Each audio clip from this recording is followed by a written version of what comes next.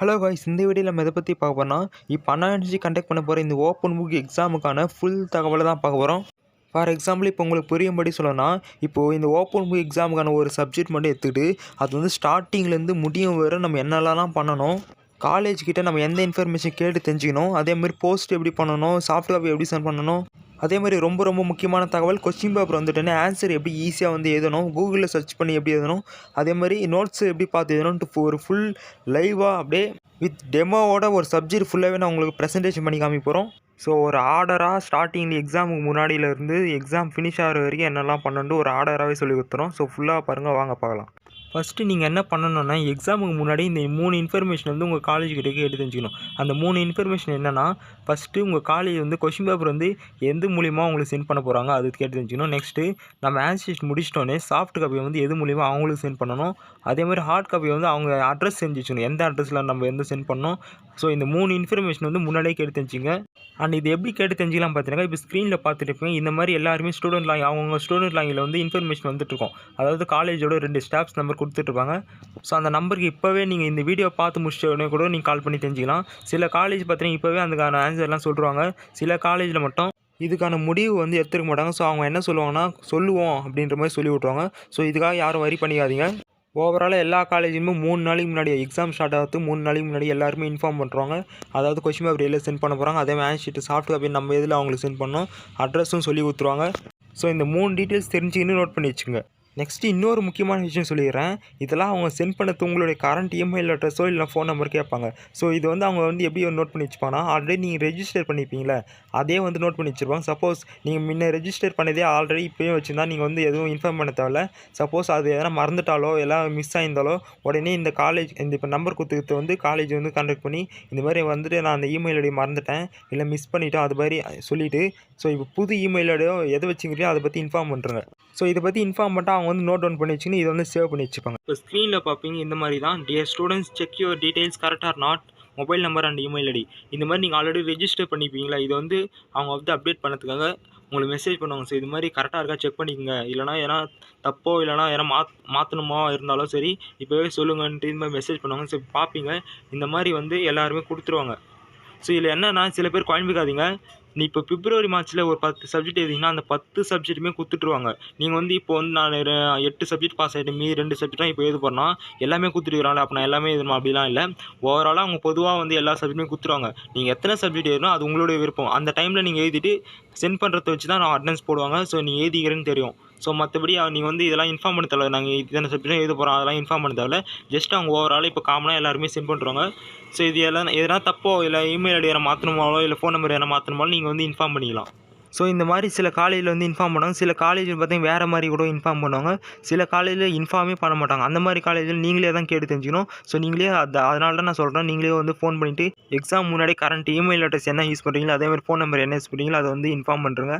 So அவ்வளோதாங்க, இது வந்து ஃபஸ்ட்டு ப்ரொசீஜர். இப்போ நெக்ஸ்ட்டு வந்து ஃபார் எக்ஸாம்பிள் இப்போ எங்கள் காலேஜ் சொல்லிட்டாங்க, இப்போவே கூகுள் கிளாஸ் ரூம் மூலிமா தான் நாங்கள் வந்து கொஸ்டின் பேப்பர் சென்ட் பண்ண போகிறோம். அதே மாதிரி நீங்கள் ஆன்சர் ஸ்கிரிப்டும் சரி சாஃப்ட் காப்பி வந்து கூகுள் கிளாஸ் ரூம் வழியாக தான் எங்களுக்கு வந்து சென்ட் பண்ண சொல்லியாச்சு. ஸோ இப்போ கூகுள் கிளாஸ் ரூம் மூலிமா எப்படி வந்து கொஸ்டின் பேப்பர் வரும், ஆன்சர் ஷீட் வந்து நம்ம சாஃப்ட்வேர் எப்படி சென்ட் பண்ண சொல்லிடுறேன். இல்லை காய்ஸ், சப்போஸ் உங்கள் காலேஜும் கூகுள் கிளாஸ் ரூம் தான் அனுப்புகிறாங்கன்னா ஒன்றுமே இல்லை, ப்ளே ஸ்டோரில் கூகுள் கிளாஸ் ரூம் இந்த ஆப் வந்து டவுன்லோட் பண்ணி வச்சிட்டிங்கன்னா இந்த ஆப் தான் அது. ஸ்டார்டிங்லேருந்து ஒன்றுமே இருக்காது. இப்போ ஃபார் எக்ஸாம்பிள் ஆல்ரெடி இப்போ சேவ் பண்ணிட்டனால தான் இருக்குது. ஸோ இது வந்து பார்த்தீங்கன்னா இப்போ ஃபுல்லாகவே பிளாங்காக தான் இருக்கும். நீங்கள் வந்து என்ன பண்ணணும்னா, உங்களுக்கு ஓப்பன் பண்ணிடுறேன் ப்ளஸ் சிம்பிள் கொடுங்க. இது வந்து ஜாயின் கிளாஸ்ன்னு இருக்கும், அதை மட்டும் கிளிக் பண்ணிவிட்டு ஸோ எக்ஸாம் முன்னாடியே இது மாதிரி அவங்க இன்ஃபார்ம் பண்ணுறாங்க எந்த கோடு வந்து குரூப்பில் வந்து கிளாஸ் கோடு வந்து பாஸ்வேர்டு மாதிரி கொடுத்துருவாங்க. ஸோ அந்த கோடு வந்து இதில் என்ட்ரு பண்ணிவிட்டு மேலே ஜாயின்னு இருக்கும், அது கிளிக் பண்ணிட்டாலே அந்த குரூப்பில் போய் சேர்ந்துட போகிறீங்க. ஃபார் எக்ஸாம்பிள் இது மாதிரி தான் இருக்கும். ஸோ பிரின்சிபல் இருக்குது. ஸோ இந்த மாதிரி குரூப்பில் ஜாயின் பண்ணிங்கன்னா உள்ளே போனால் ஒன்றுமே இருக்காது. ஸோ இப்போத்துக்கு எங்களுக்கு வந்து கொஸ்டின் பேப்பர் சென்ட் பண்ணிட்டாங்க, மாடல் எக்ஸாம் மாதிரி கொஸ்டின் பேப்பர் சென்ட் பண்ணிட்டாங்க. ஸோ இந்த மாதிரி தான் கொஸ்டின் பேப்பர் வந்து கரெக்டாக காலையில் எக்ஸாம்னா 9 மணிலேருந்து 9:30 கொஸ்டின் பேப்பர் வந்துட்டுருக்கும். ஸோ இந்த மாதிரி தான் வந்துருக்குன்னா நீங்கள் வந்து இது கிளிக் பண்ணுங்கள். ஸோ அந்த டைமுக்குள்ளே கரெக்டாக வந்துடும், நீங்கள் பயப்படவே தேவையில்லை. ஸோ கிளிக் பண்ணோன்னே இந்த பிடிஎஃப் தனியாக இருக்கும், இது கிளிக் பண்ணிங்கன்னா இந்த மாதிரி கொஸ்டின் பேப்பர் வந்து ஓப்பன் ஆகிடும். ஸோ இதில் நிறைய பேர் டவுட் என்ன பண்ணுறதுனா, இந்த ஆப் மூலிமா கேமரா வந்து வாட்ச் பண்ணுவாங்களா அப்படின்லாம் இல்லை, கேமராவே இருக்காது, ப்ரோக்டார் யாரும் வாட்சே பண்ண மாட்டாங்க. சப்போஸ் உங்களுக்கு டவுட்டாக இருக்குதா, வெறும் ஸ்க்ரீன்ஷாட் எடுத்துருங்க ஃபஸ்ட்டே. ஸோ கொஸ்டின் பேப்பர் தனியாக வந்து ஸ்க்ரீன்ஷாட் இது மாதிரி எடுத்துகிட்டு ஸோ இந்த ஆப் வந்து க்ளோஸ் பண்ணுறேங்க. ஸோ ஒன்றுமே இல்லை, அதான் க்ளோஸ் பண்ணி வெளியே வந்துடுங்க, ஒன்றுமே இல்லை. ஸோ நீங்கள் வெளியே வந்துட்டு கூட ஸ்க்ரீன்ஷாட் எடுத்துருப்பீங்களா, அந்த கொஷின் பார்த்து அப்படியே நீங்கள் ஆன்சர் பாயிண்ட் பண்ணி எழுத வேண்டி தான். வேறு எதுவுமே இல்லை. ஸோ இது வரைக்கும் புரிஞ்சிருக்குன்னு நினைக்கிறேன். அதாவது கொஸ்டின் பேப்பர் வர வரைக்கும் நம்மளுக்கு என்னென்னலாம் பண்ணணும்னு தெரிஞ்சிருக்குன்னு நினைக்கிறேன்.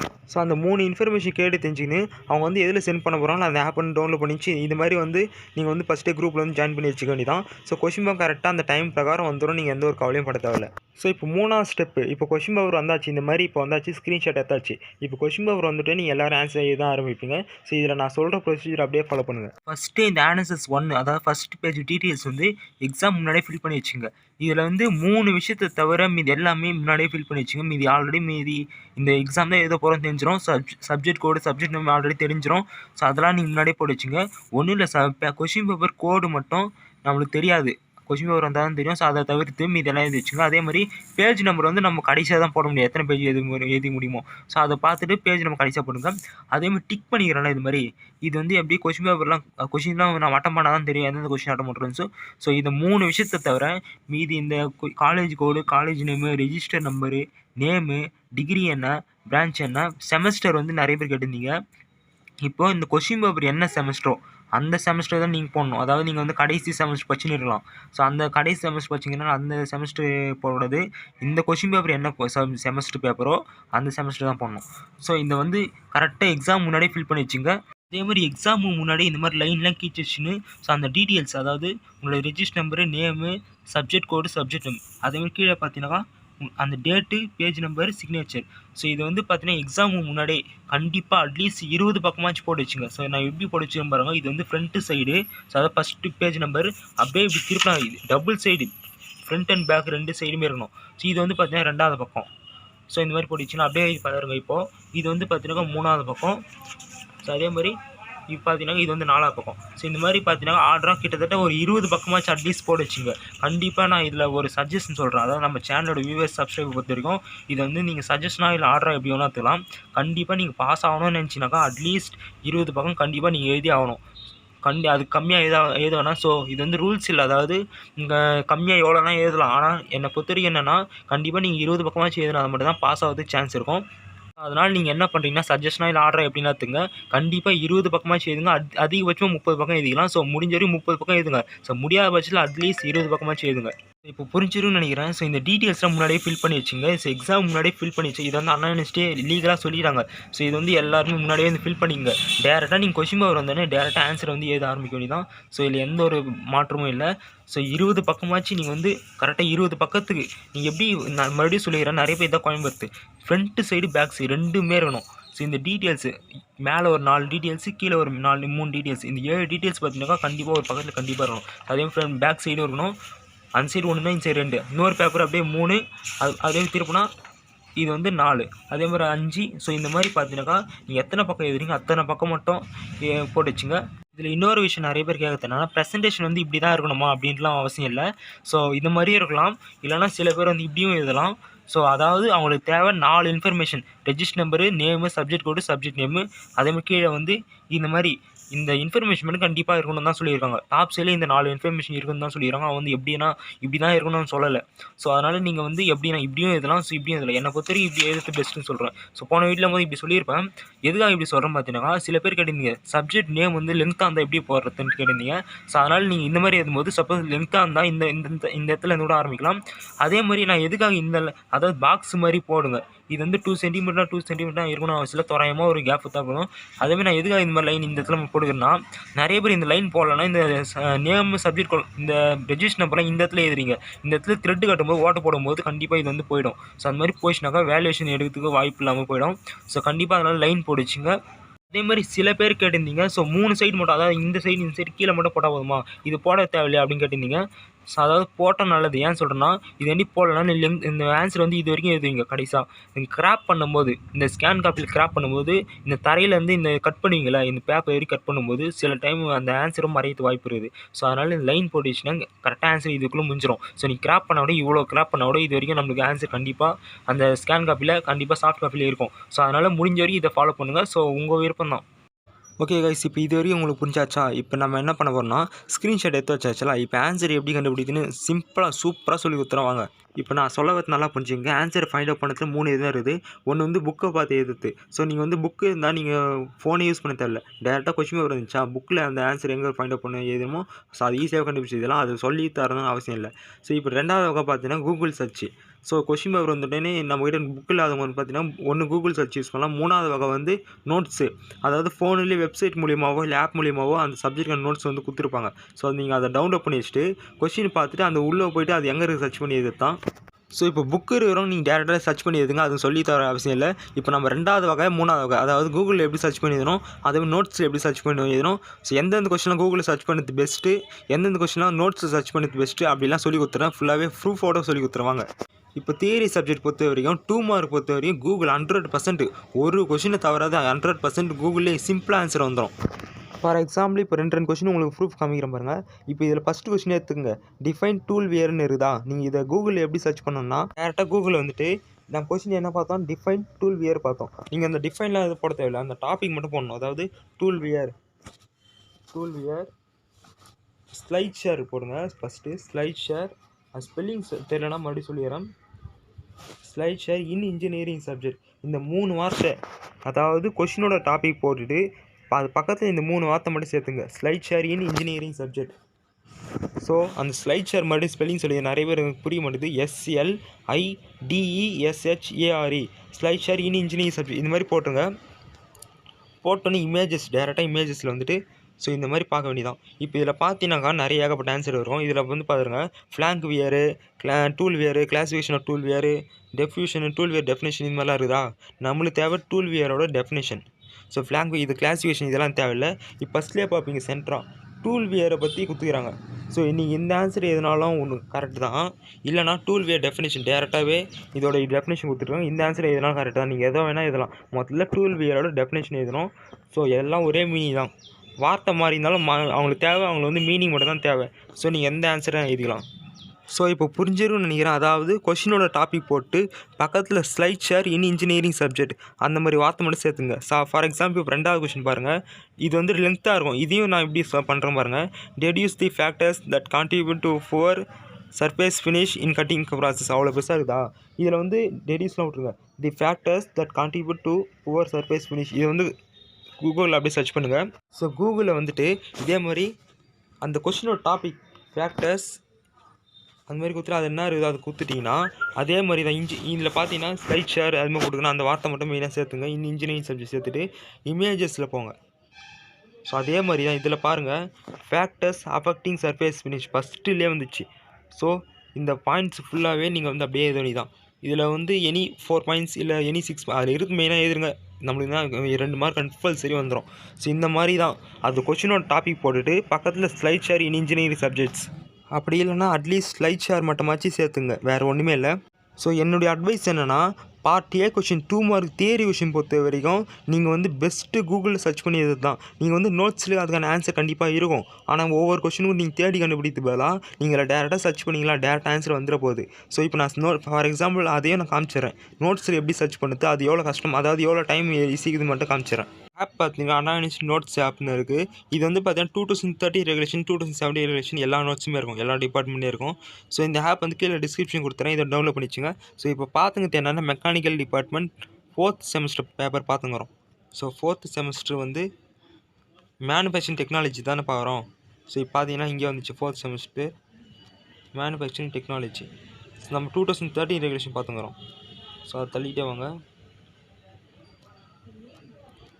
ஸோ வந்துச்சு. ஸோ ஒன்றும் இல்லை, இப்போ நம்மளுக்கு 2 மார்க் தானே தேவை. நீங்கள் வந்து இதில் வந்து நோட்ஸ் வந்து அது சிலபஸ் டாபிக்ஸ் தான் கொடுத்துருப்பாங்க.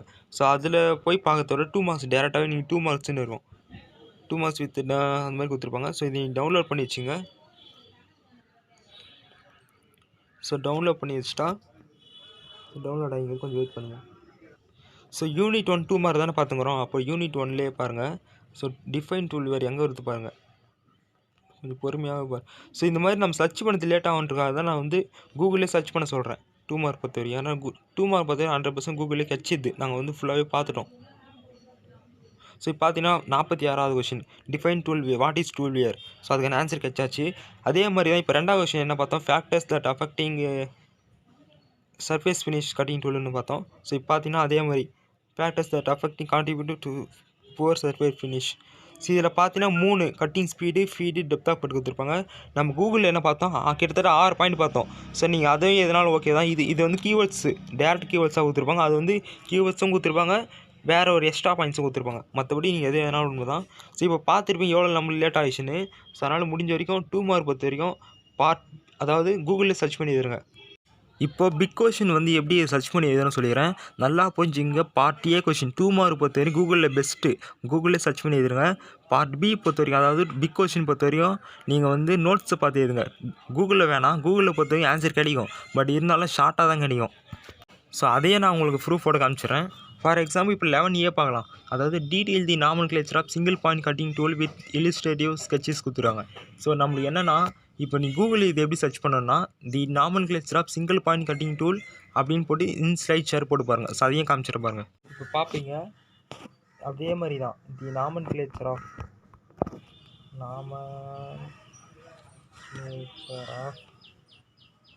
Single point single point cutting tool.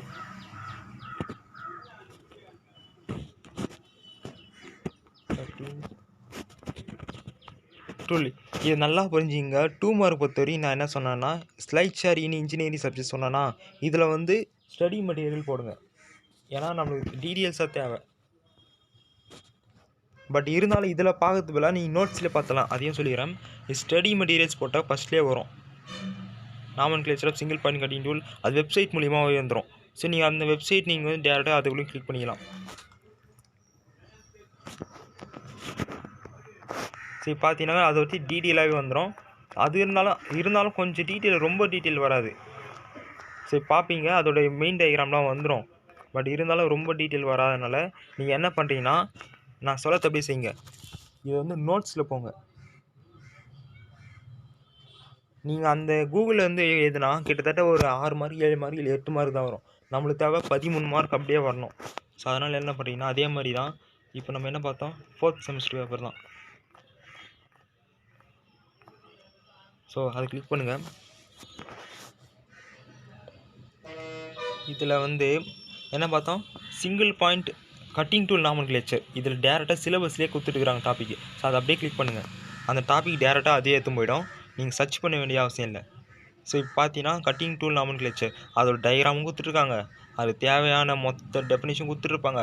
So next page நீ கொடுத்துட்டு அதுக்கான டெஃபினேஷனும் எல்லாம் என்னென்ன கொடுத்துக்கிறாங்களோ அப்படியே பார்த்து பாயிண்ட் வைஸாக எழுதுங்க. ஓகேவா, டாபிக் போட்டுட்டு பாயிண்ட் வைஸாக எழுதுங்க. ஸோ வேறு ஒன்றுமே இல்லை. அதே மாதிரி இப்போ நம்ம 2வது விஷயம் பார்ப்போம். இதில் முடிஞ்ச வரையும் ஒரு டிப்ஸ் ஒன்று சொல்லிக்கிறேன். அதாவது அந்த பாயிண்ட் வைஸாக கொடுத்துருக்காங்க பாரு, 2 கொஷின், அது ஏல பார்த்தீங்கன்னா 2 கொஷினாக கொடுத்துருக்காங்க பாரு. அந்த மாதிரி நீங்கள் செலக்ட் பண்ணாத, ஒரே கொஷினாக எந்த கொஷின் இருக்கோ அதை செலக்ட் பண்ணிக்கோங்க. ஸோ இப்போ பார்த்தீங்கன்னா 12வது பி செலக்ட் பண்ணலாம். இதில் பார்த்தீங்கன்னா நீ construction and working principle of single spindle automatic screw type machine கொடுத்துருக்காங்க. ஸோ நீங்கள் இதில் வந்து நீங்கள் என்ன கூகுளில் வந்து ஃபுல்லாகவே டைப் பண்ணிக்கணும் அவசியம் இல்லை. So single spindle automatic screw type machine, இதை வந்து கூகுள் அப்படி சர்ச் பண்ணுங்கள். நான் என்ன பண்ணுறேன் பாருங்கள். கூகுளில் வந்துட்டு single spindle automatic screw type machine study materials போட்டேன். இப்போ இதில் பார்த்தீங்கன்னா அதே மாதிரி தான் ஃபஸ்ட்லேயே அந்த வெப்சைட் வருதா. ஸோ அதில் இருக்கிறத அப்படியே கிளிக் பண்ணுங்கள். ஸோ இதில் வந்து அதோட டெஃபினேஷன் கொடுத்துருப்பாங்க, ஓவரால் எல்லாமே கொடுத்துருப்பாங்க. பட் இதில் வந்து பார்த்தீங்கன்னா நிறைய பாயிண்ட், எக்கச்சக்க பாயிண்ட்ஸு.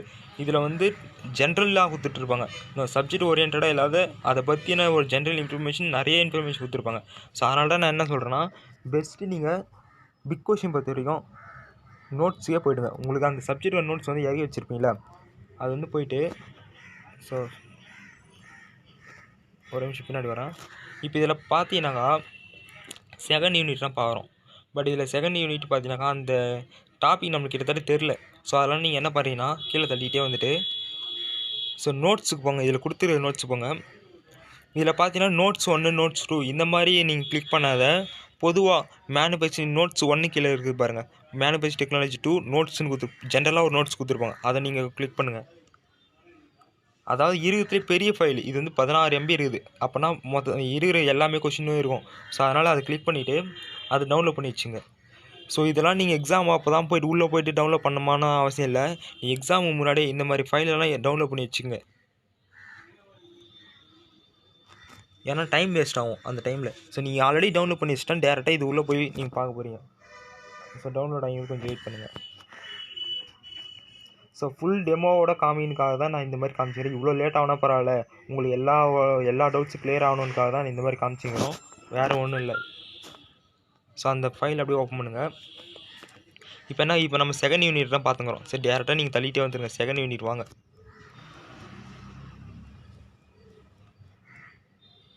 ஸோ வந்தாச்சு.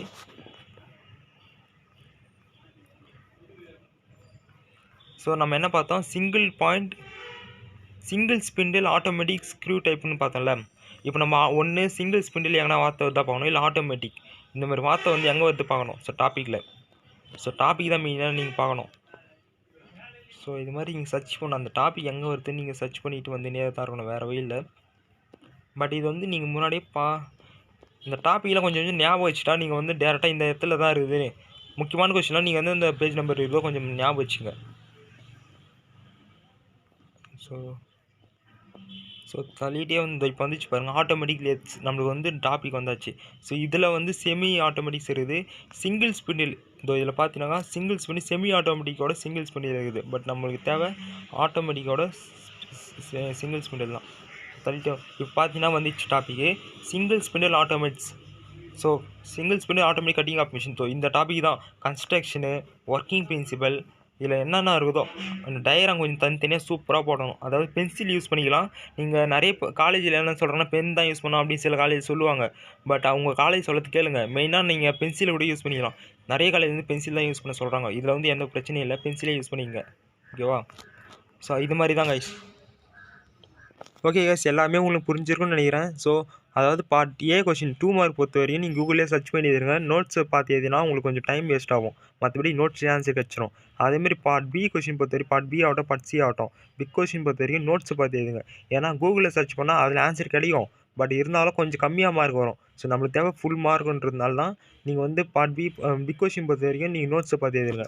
அதேமாதிரி உங்களுக்கு தேவையான சப்ஜெக்டோட நோட்ஸ் வந்து நீங்கள் டவுன்லோட் பண்ணி வச்சுங்க.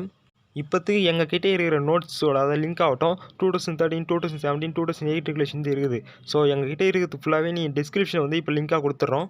சப்போஸ் உங்கள்கிட்ட சில சப்ஜெக்ட் நோட்ஸ் இல்லைனா டெலகிராமில் போய்ட்டு அண்ணா யூனிவர்சிட்டி ஸ்டடி மெட்டீரியல்ஸ் கொடுங்க. ஸோ அதுக்கான லிங்க்கும் பார்த்தீங்கன்னா கீழே டிஸ்கிரிப்ஷன் கொடுத்துறேன். அதில் போய்ட்டு உங்களுக்கு தேவையான சப்ஜெக்ட் நோட்ஸ் வந்து கேளுங்க. ஸோ அதில் கூட உடனே கொடுத்துட்றாங்க, எந்த ஒரு ப்ராப்ளம் இல்லை.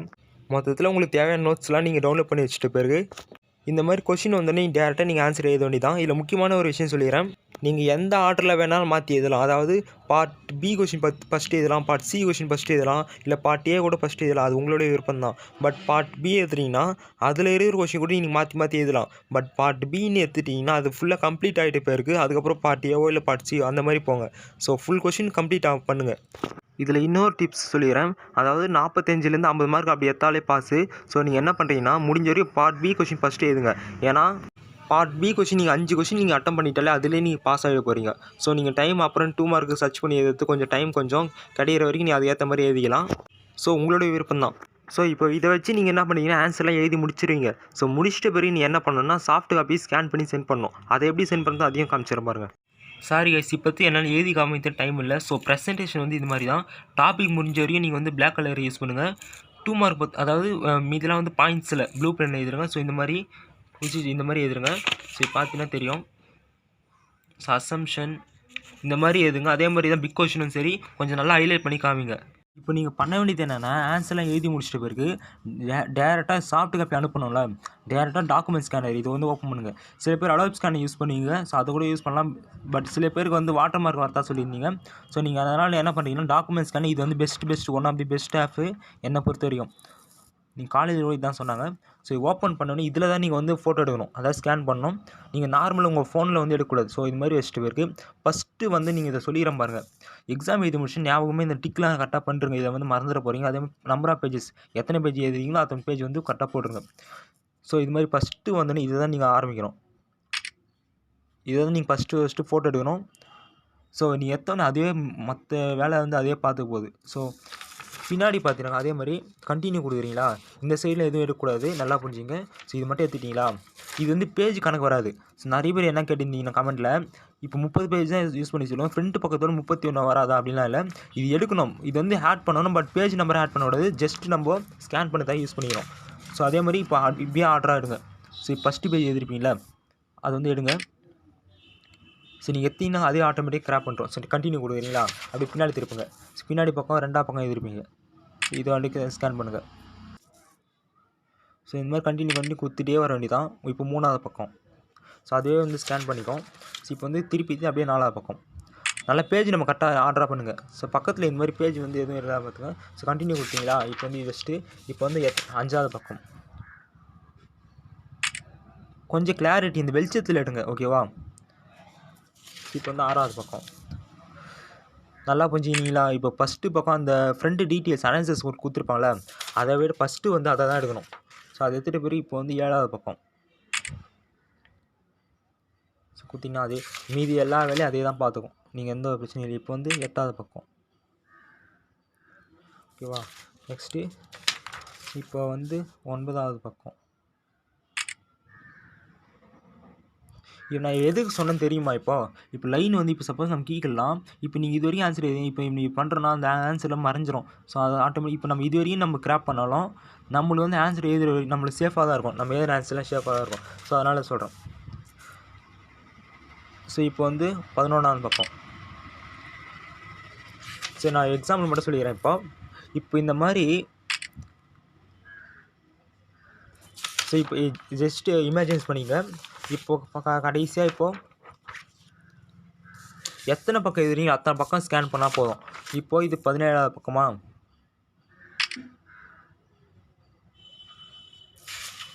ஃபார் எக்ஸாம்பிள் சொல்கிறேன், இப்போ நான் தள்ளி ஸ்கிப் பண்ணிட்டேன், கொஞ்சம் நல்லா கிளாரிட்டி நல்லா வச்சுட்டு. ஸோ இது இப்போ கடைசி இது வந்து 20ஆவது பக்கம் ஞாபகம் வச்சுங்க. ஸோ இப்போ 20ஆவது பக்கமாக கண்டினியூ கொடுத்துட்டு இங்கே காமிச்சிருக்கும் கடைசியில் எத்தனை பக்கம், இதை வந்து கிளிக் பண்ணுங்கள். ஸோ இது மாதிரி கிளிக் பண்ணோடனே இது ஃபஸ்ட்டுலேருந்து தள்ளின்னு வந்துங்க. இப்போ ஃபஸ்ட்டு இந்த மாதிரி ஆர்டர் வச்சுங்க.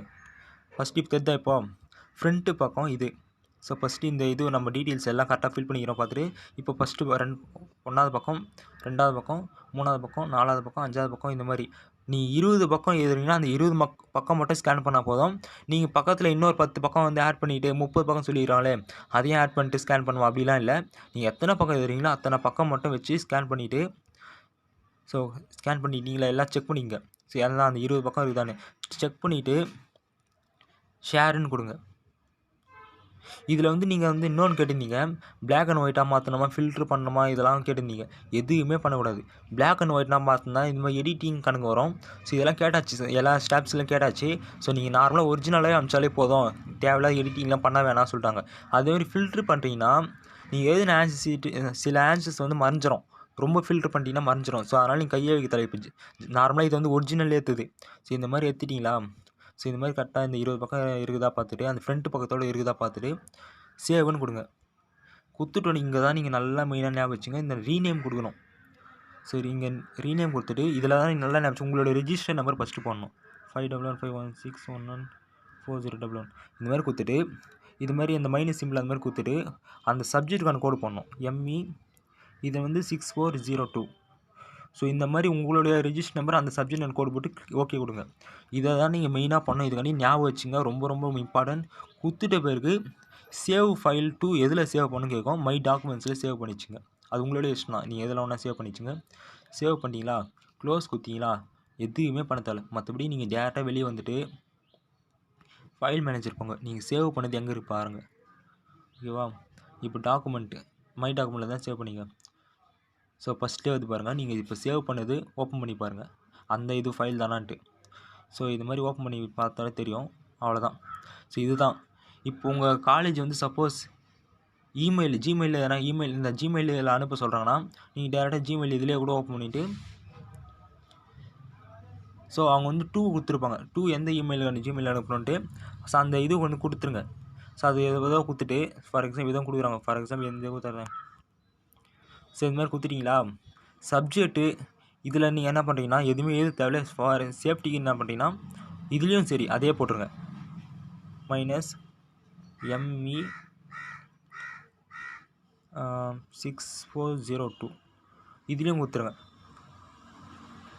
ஸோ இது மாதிரி குத்துட்டு போய் டேரெக்டாக நீங்கள் சென்டுன்னு ஆப்ஷன் மேலே இருக்குதா, இது குத்திங்கன்னா போதும். இதில் நல்லா ஞாபகம் வச்சுங்க, குத்துட்டு போய் வெயிட் பண்ணுங்கள். 2வது முறை அனுப்பிச்சிட்டாலும் நீங்கள் வந்து மால் ப்ராக்டிஸாக கன்சிடர் பண்ணிப்பாங்க. ஒரு முறை குத்துட்டிங்களா வெயிட் பண்ணுங்கள் அது வரைக்கும். ஸோ மேலே எதனா மெசேஜ் வந்தால் பாருங்கள், சென்டுன்னு வந்துச்சா பாருங்கள். அப்படி இல்லைனாலும் பேக் அப்படியே பின்னாடி வந்துட்டு நீங்கள் வந்து ஜிமெயில் அனுப்பிச்சிருப்பீங்களா, இது இப்போ வந்துச்சு பாருங்கள் எனக்கு மெசேஜ், தேவராஜ்.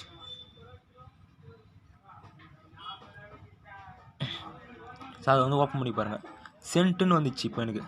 அதாவது ஆல்ரெடி போயாச்சு. இது வந்து நான் சாருக்கு அனுப்பிச்சிது. நீங்கள் வந்து சப்போஸ் நீங்கள் ஒரு வாட்டி அனுப்பிச்சிட்டு பிறகு ஃபோன் பண்ணி கேளுங்க வந்துச்சான்னு, ஓகேவா. நீங்கள் வந்து உடனே இன்னொரு வாட்டி அனுப்பிச்சிடாதீங்க, ஃபோன் பண்ணி கேட்டுருங்க. ஸோ இது மாதிரி அவங்களுக்கு வந்து போய் சேர்ந்துருக்கும். இப்போ ஃபார் எக்ஸாம்பிள் இப்போ வந்து சார் தான் இதை பார்க்குற மாதிரி ஞாபகம் வச்சுங்க. இப்போ நான் அனுப்பிச்சது எப்படி பார்ப்பாங்கன்னா, இது மாதிரி திறந்து பார்ப்பாங்க, ஓகே இதெல்லாம் கரெக்டாக இருக்கான்னு. ஸோ இது மாதிரி திறந்து பார்த்து ஓகே வந்துச்சுன்னா அவங்க வந்து ஃபோன் பண்ணி கேட்டுங்க. அவங்க வந்து இன்ஃபார்ம் பண்ணுறாங்க ஓகே வந்துச்சுப்பான்ட்டு. சப்போஸ் சென்ட் ஃபெயிலுன்னு எதனா வந்துச்சுன்னா மட்டும்தான் 2வது வாட்டி நீங்கள் அனுப்பணும். நல்லா ஞாபகம் வச்சுங்க. சப்போஸ் ஃபெயிலுன்னு வந்துச்சா மட்டும்தான் நீங்கள் 2வது வாட்டி அனுப்பணும். 2 வாட்டி நீங்கள் அனுப்பிச்சிட்டு போயிருக்க மறுபடியும் நீங்கள் 2வது வாட்டி அனுப்பிச்சினா கூட அவங்க வந்து மால் ப்ராக்டிஸாக புக் பண்ணுறாங்க. நல்லா ஞாபகம் வச்சுங்க, ஓகேவா. இப்போ சப்போஸ் கூகுள் கிளாஸ் ரூமில் எங்கள் காலேஜ் என்னென்னா கூகுள் கிளாஸ் ரூமில் தான் சென்ட் பண்ண சொல்லியிருக்காங்க. ஸோ அதையே நான் சொல்லிடுறேன் பாருங்கள் எப்படியா சென்ட் பண்ணணுன்னு. ஒன்றும் இல்லை, அந்த ஆப் ஓப்பன் பண்ணிவிட்டு உங்கள் காலேஜ் கிட்ட கேட்டுங்க ஃபஸ்ட்டே. அதாவது கொஷின் பேப்பர் சென்ட் பண்ணால அதுலேயே அந்த குரூப்லேயே வந்து சென்ட் பண்ணிடலாம் ஆன்சரு. இல்லை தனியாக எதனா குரூப் இருக்குதா ஆன்சர் சென்ட் பண்ணதுன்னு. பெரும்பாலும் வந்து பார்த்தீங்கன்னா அவங்க கொஷின் பேப்பர் சென்ட் பண்ணாங்களே அதிலே வந்து இருக்கும். ஸோ அதில் வந்து ஷேர் வித் யுவர் கிளாஸ்ன்னு இருக்குதா, அதை கிளிக் பண்ணிவிட்டு ஸோ இதில் அப்லோட் ஃபைலும் கொடுங்க. ஸோ கொடுத்துட்ட பிறகு ஸோ நீங்கள் இப்போ எடிட் பண்ண அந்த இது பிடிஎஃபாக மாற்றின இது செலக்ட் பண்ணிவிட்டு கொஞ்சம் லேட் ஆகும், கொஞ்சம் வெயிட் பண்ணுங்கள். இதில் வந்து இதுலேயும் நீங்கள் என்ன பண்ணுறீங்கன்னா பேர் என்ன பண்ணுறீங்கன்னா உங்கள் பேரும் போடலாம், இல்லைனா இதிலே கூட போட்டுருங்க நம்மளுடைய சேஃப், உங்களுடைய ரெஜிஸ்டர் நம்பர், அப்புறம் அந்த மைனஸ் அந்த சப்ஜெக்டுக்கான கோடு.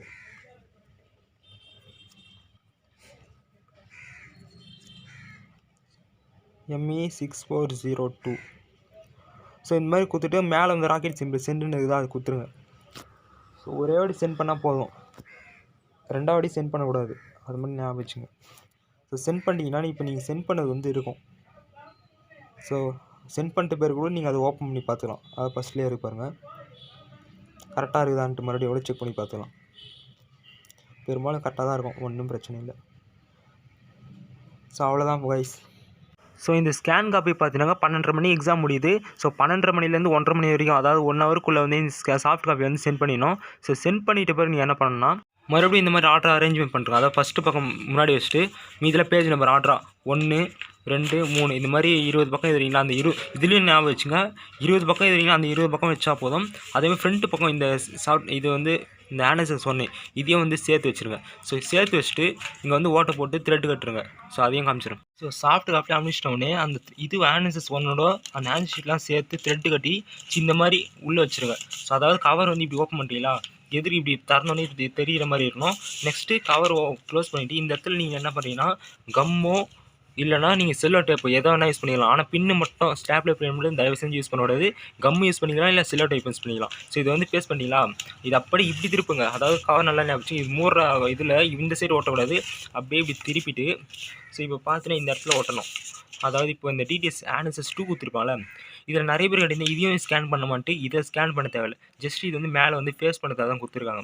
இது இன்னொரு விஷயம் சொல்லிக்கிறேன், இது வந்து ஒட்டுறதுக்கு முன்னாடி இதை டீட்டெயில்ஸ் வந்து ஃபில் பண்ணுறங்க. ஏன்னா ஒட்டிகிட்ட பேருக்கு நீங்கள் டீட்டெயில்ஸ் வந்து ஃபில் பண்ண முடியாது, ஏன்னா அசிங்கி ரொம்ப இதுவாக இருக்கும். ஸோ டீட்டெயில்ஸ் வந்து ஃபில் பண்ணுறங்க ஃபஸ்ட்டு.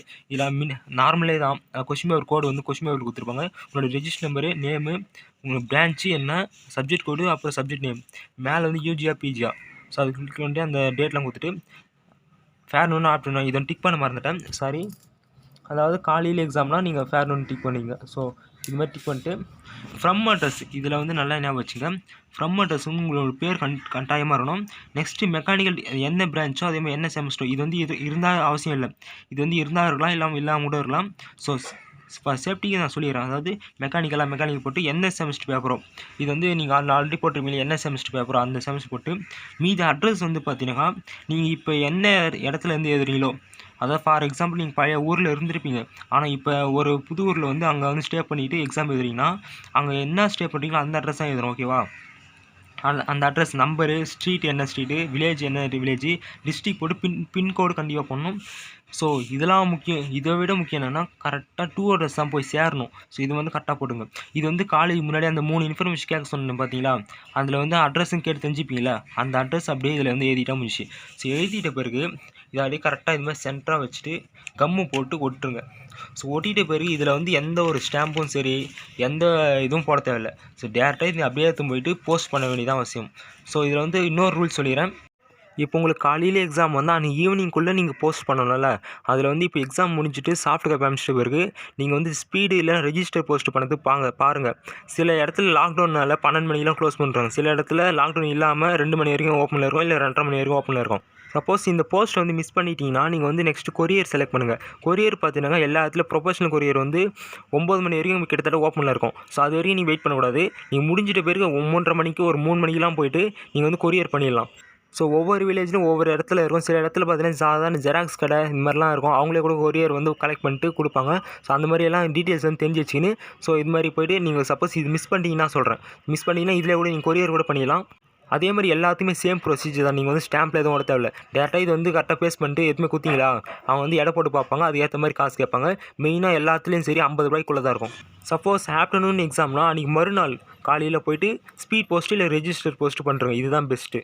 சப்போஸ் ஒரே நாளில் 2 எக்ஸாமாக இருந்தால் அண்ணாவன்ஸ் என்ன எக்ஸ்கியூஸ் பண்ணிக்கிறான்னா 2 எக்ஸாம் பேப்பர் தனித்தனி போஸ்டல் கவரில் போட்டுட்டு அது வந்து மறுநாள் காலையில் கூட போய்ட்டு 2த்தையும் ஒன்றா கூட அதாவது தனித்தனி போஸ்டல் கவரில் போட்டு நீங்கள் மறுநாள் காலையில் கூட போய் போஸ்ட் பண்ணிடலாம் அப்படின்னு சொல்லியிருக்காங்க. ஸோ நீங்கள் அந்த மாதிரி கூட பண்ணலாம். சப்போஸ் மறுநாள் காலையில் கூட எக்ஸாம் உங்களுக்கு வந்து எக்ஸாம் வந்துச்சுன்னா நீங்கள் என்ன பண்ணணும், உங்களோட பேரண்ட்ஸோ இல்லை ஃபேமிலி யாரா ஃப்ரெண்ட்ஸ்கிட்டே யாரும் கொடுத்துட்டு போஸ்ட் பண்ண வேண்டியதான். ஓகே ஃப்ரெண்ட்ஸ், இதுதான் வந்து ப்ரொசீஜர். ஸோ ஸ்டார்டிங்லேருந்து எண்டிங் வரைக்கும் இதுதான் வந்து ப்ரொசீஜர். கிட்டத்தட்ட இந்த மாதிரி நீங்கள் ஒரு எக்ஸாம் நீங்கள் எழுதுகிற வரைக்கும் தான், ஸோ போஸ்ட் பண்ணுற வரைக்கும் தான் உங்களுக்கு டவுட் இருக்கும். மற்றபடி ஒரு எக்ஸாம் எழுதிட்டாலே அச்சா இவ்வளோ தானான்ட்டு நினச்சிப்பீங்க. ஓகே ஃப்ரெண்ட்ஸ், இப்போ சொன்னது ஃபுல் இன்ஃபர்மேஷன் இது கிட்டத்தட்ட அதனால் இப்போ இவ்வளோ லேட் ஆகிது. ஸோ கிட்டத்தட்ட அரை மணி நேரத்துக்கு மேலே வந்துச்சு. ஸோ இருந்தாலும் ஃபுல்லாகவே ப்ரொசீஜரோடு சொல்லி கொடுத்துடணும். நிறைய பேர் ஒவ்வொரு இடத்துல ஒவ்வொரு டவுட் கேட்குறீங்க. ஸோ எல்லா டவுட்ஸும் கிளியர் ஆகிற மாதிரி ஃபுல் ப்ரொசீஜர் சொல்லி கொடுத்துக்காக தான் நான் இந்த வீடியோ போட்டிருக்கோம். ஆல்ரெடி இந்த மாதிரி தனித்தனி வீடியோ போட்டிருக்கோம். கிட்டத்தட்ட 1,00,000 வியூஸ் மேலெலாம் போயிது. ஸோ ரொம்ப ரொம்ப நன்றி. இதுவும் அதே மாதிரி நீங்கள் ரெஸ்பான்ஸ் பண்ணிங்கன்னு நினைக்கிறேன். ஸோ ரொம்ப யூஸ்ஃபுல்லாக இருக்கும்னு நினைக்கிறேன். ஸோ யூஸ்ஃபுல்லாக இருந்தால் லைக் பண்ணுங்கள். அதே மாதிரி யூஸ்ஃபுல்லாக இருக்குன்னு கமெண்ட் பண்ணுங்கள். அண்ட் இன்னொன்று ப்ராப்ளமெட்ரிக் வந்து நெக்ஸ்ட் வீடியோவில் இப்போ இது முடிச்சுட்டு நாங்கள் ரெடி பண்ணி போட்டுறோம். ஸோ அது வந்து பார்த்தீங்கன்னா தனியாகவே ப்ராப்ளமெட்ரிக் எப்படி எழுதணும், ஸோ கூகுள் சர்ச் எப்படி பண்ணணும், ஸோ அதையும் தனியாக போட்டுருவோம் கைஸ். ஓகே ஃப்ரெண்ட்ஸ், சப்ஸ்கிரைப் பண்ணிச்சுங்க. அப்போ நிறைய இன்ஃபர்மேஷன் உங்களை வந்து சேரும். ஓகே ஃப்ரெண்ட்ஸ், நெக்ஸ்ட் வீடியோவில் பார்க்கலாம். பாய்.